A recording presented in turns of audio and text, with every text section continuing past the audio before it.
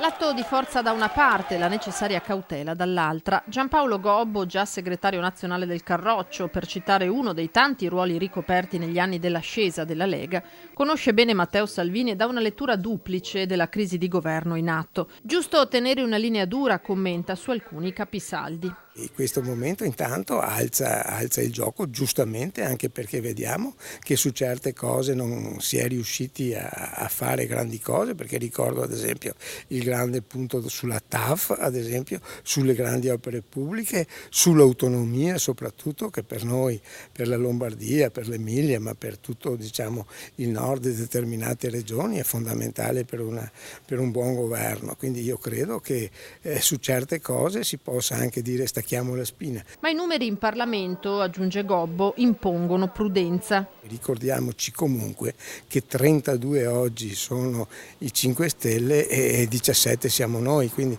su questo effettivamente bisogna stare molto attenti a cosa può succedere, perché ci sono ancora 3 anni di mandato. In Italia continua, siamo abituati a vedere di tutto. Attenzione, ammonisce, all'ipotesi di un governo di coalizione con la scusa di salvare la Repubblica. Questo sarebbe per noi una situazione non certo normale, ma soprattutto per il popolo italiano una situazione che non è certo di democrazia. Io non dico che debba ritirare la sfiducia, io dico che c'è da pensare effettivamente a quello che può succedere nel momento in cui non ci sia più questa coalizione.